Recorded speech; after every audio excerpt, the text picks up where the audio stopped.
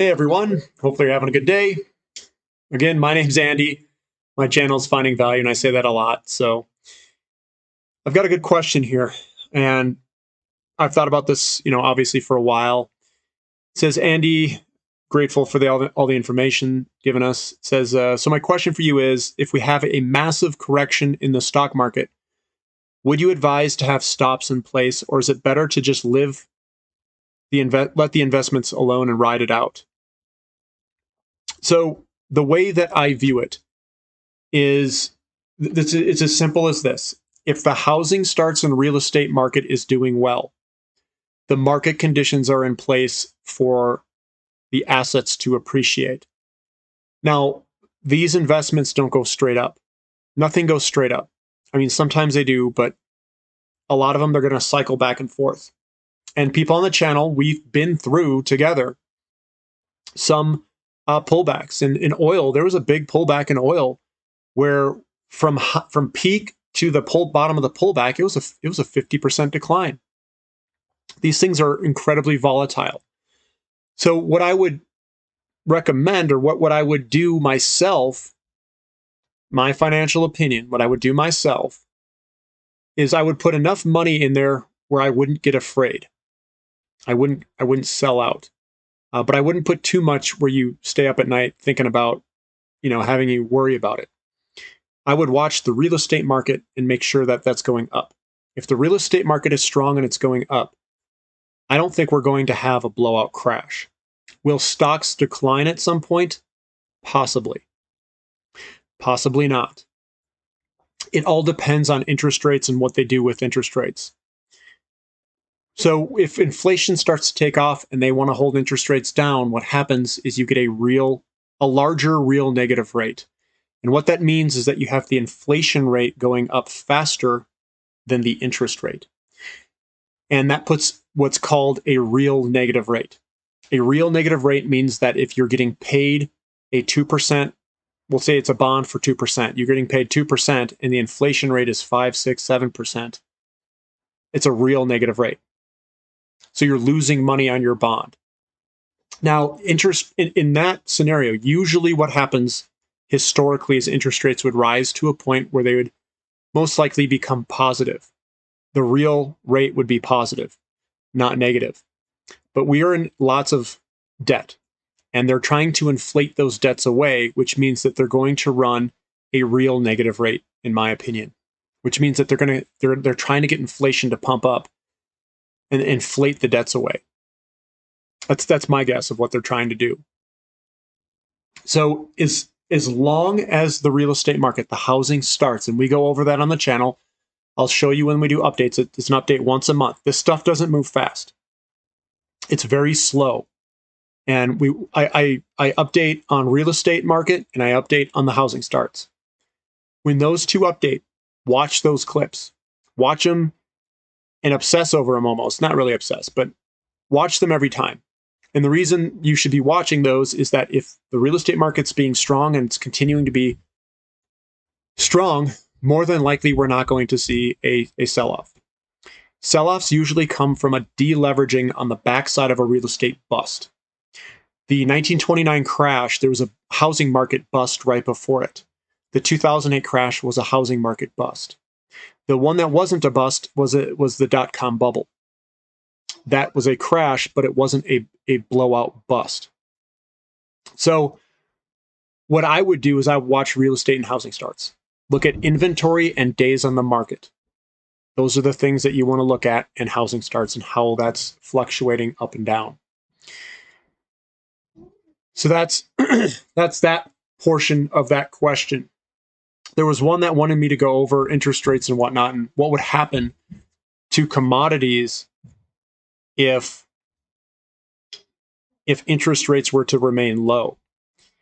I think they're still going to do incredibly well, but I don't know if we're going to get that huge rotation of money, as much money rotating into gold and silver. But I think it's a very difficult question because history has, whenever you get large inflation, history, usually you have an accompanying interest rate increase with it. So inflation goes up and then it drags interest rates with it because you've got this real negative yield.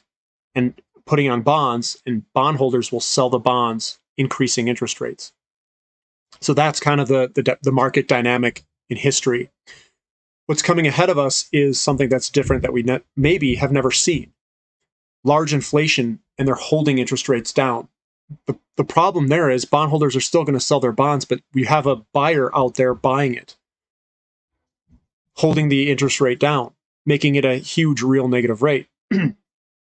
I would think if people see this and they think it's not transitory, that it's actually going to be staying for a while, I still think the money's going to rotate into stocks and bonds. And we're seeing it already. We're seeing it in energy. We're seeing it in a lot of these metals where they're outperforming gold. So we're seeing that rotation happen. I'm just waiting for the big money to really rotate and accelerate this move. So I think the channel is positioned very well with a lot of the sectors that we're in. The sectors that I really like are platinum and silver for physical precious metals. I think they're going to do very well. Gold is still good. It's a monetary metal, so I still own some of that as well. 10% gold, 60% silver, and the rest is platinum, 30%, something like that, 40%. So that's kind of my breakdown there. So I think those will do well. And I think copper, nickel, tin, like these battery metals, and I think they'll do very well if they're going to try to dump trillions of dollars into electric vehicles and the grid and all these renewables. And then the energy sector, I think, is going to be incredible. So that's kind of what I'm thinking for investments, at least. Kind of looking at some of these other questions, it says, how can they raise the interest rates? If they do, it will make it impossible for the U.S. government to pay back its debt. I agree with you. Yes. They're backed into a corner, and they have to make a choice. It's sacrifice the dollar or save the dollar and raise interest rates. But that'll bankrupt the government. I agree. I don't know what they're going to do. I've been watching the dollar. Remember, that's just an index.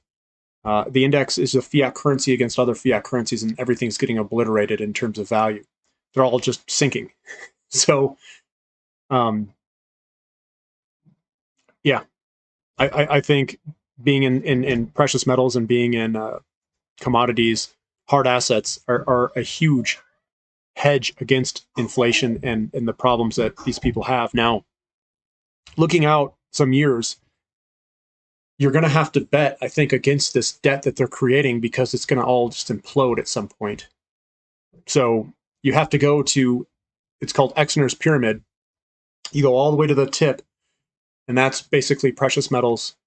And I think real estate might do, well, it depends how the debt implodes, but there's three areas that have held their value over long periods of time. It's precious metals, real estate, and art. That's it. Everything else, I mean, like a business is just a shell. It's an entity that's created, and all they do is fling through commodities and make them into final products.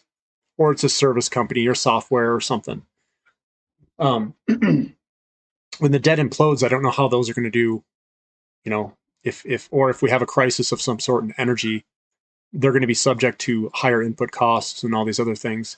So I would think that precious metals would do very well in that type of scenario.